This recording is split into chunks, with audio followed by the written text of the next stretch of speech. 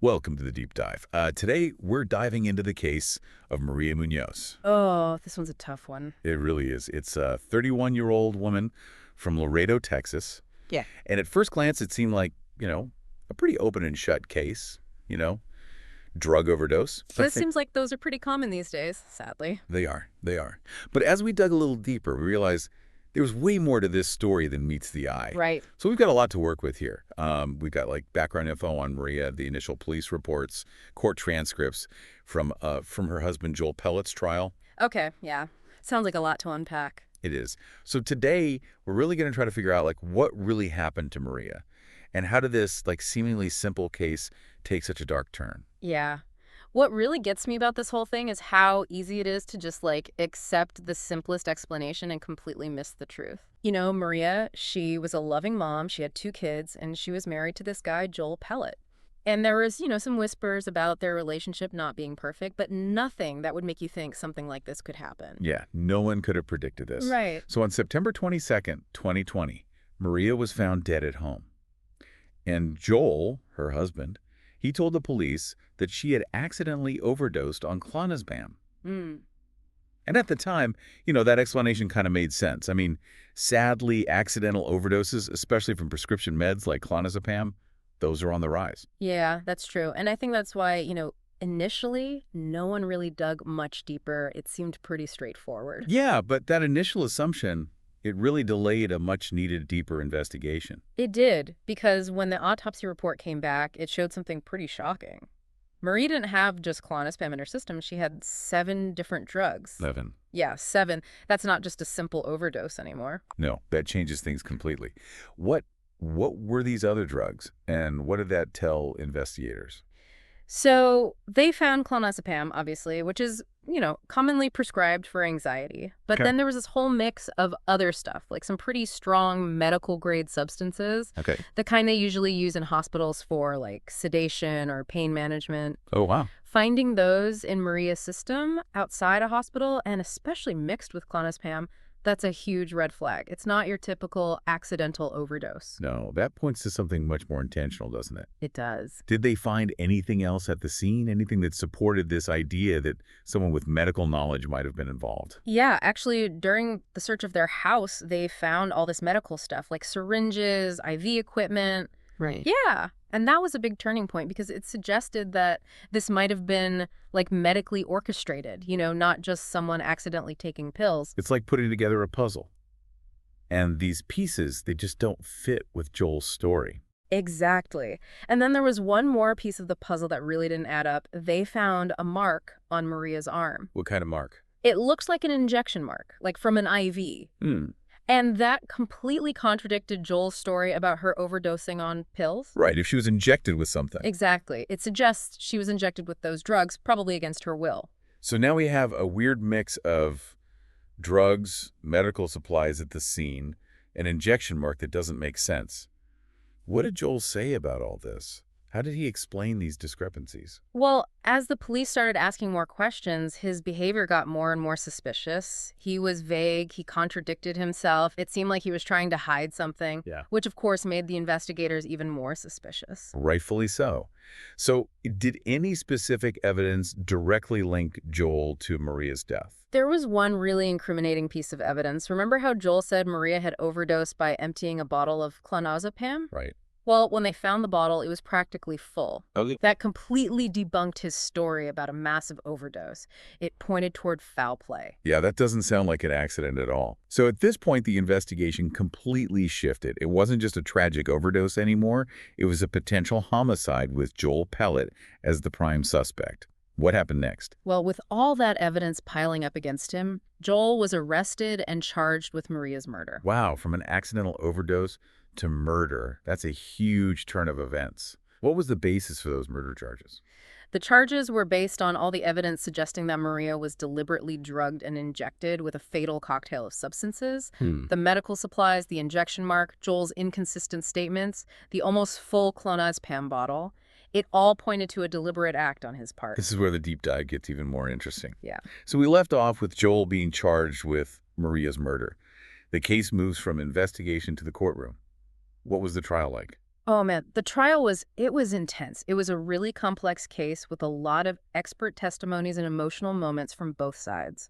I can imagine. The prosecution, they really focused on the evidence we've already talked about, the drugs in Maria's system, the medical supplies, the injection mark, and all of Joel's, conflicting statements. It sounds like they had a pretty strong case, so how did the defense try to counter all that?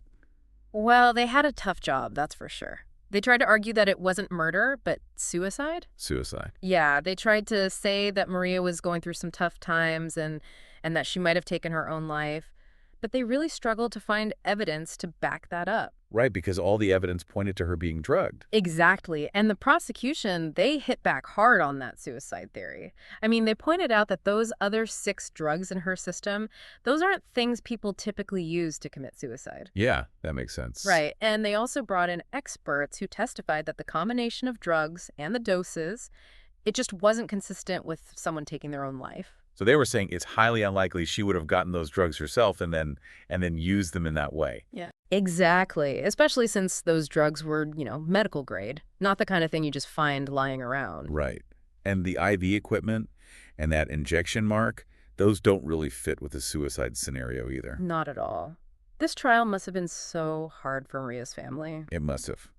Were they involved in the trial all? Yeah, they were. They actually testified. They spoke about Maria. It was really powerful. They talked about what an amazing mother she was, how much she loved her kids, how full of life she was. Wow. It really challenged the defense's attempt to, paint this picture of her as someone who would want to end her own life. I bet. To have to relive all that pain so publicly. Yeah. It's hard to say for sure what influenced the juror, but their testimonies definitely humanized Maria. It made it harder to believe she would have chosen to leave her kids behind. So we've talked about the physical evidence, the family's testimony, but what about expert witnesses? What role did they play? Oh, they were crucial. They helped the jury understand the more technical parts of the case. Medical experts explained the effects of each drug, how they worked together, why that combination was so deadly. And they also confirmed that the injection mark was consistent with, a forced injection. It sounds like they were really dismantling the defense's arguments one by one. Did the defense have their own expert witnesses? They did, but they weren't very effective. Like, for example, their medical expert, they couldn't explain how Maria could have possibly given herself such a complex combination of drugs. It sounds like the prosecution really built a strong case. They used physical evidence, witness statements, expert analysis. As the trial went on, did it seem like the jury was leaning toward a guilty verdict? Well, juries can be unpredictable, but with all that evidence against him, it was hard to see how Joel could walk away from this. I mean, the prosecution really laid out their case. Clearly, there wasn't much room for doubt. So after weeks of testimony and deliberations, the jury finally reached a verdict. What was the outcome?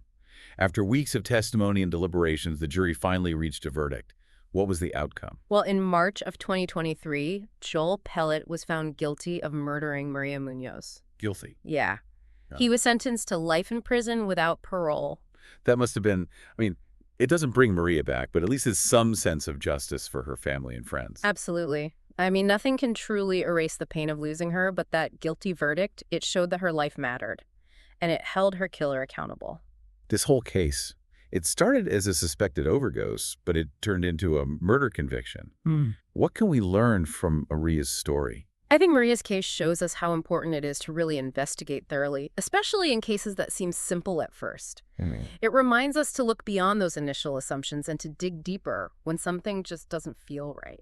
It's also a sad reminder that things aren't always what they seem. And sometimes the biggest threats come from the people closest to us. Yeah, exactly. In this case, it also sheds light on how hidden domestic violence can be.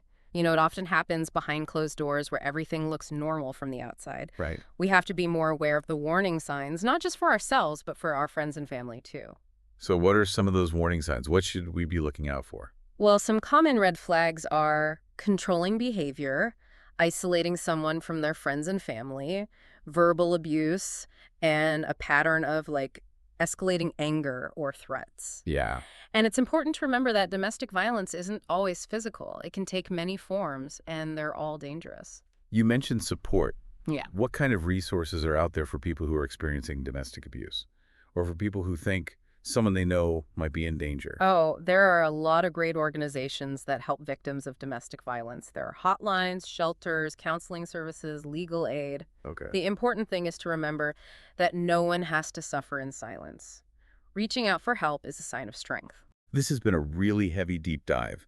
We started with a suspected overdose and uncovered something much darker.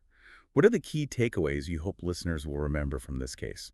Well, I hope it encourages everyone to pay attention, to trust their gut feeling if something seems off, and to speak up if they think someone is being abused. Behind every headline, there are real people whose lives are forever changed by these events. Thank you for guiding us through this case.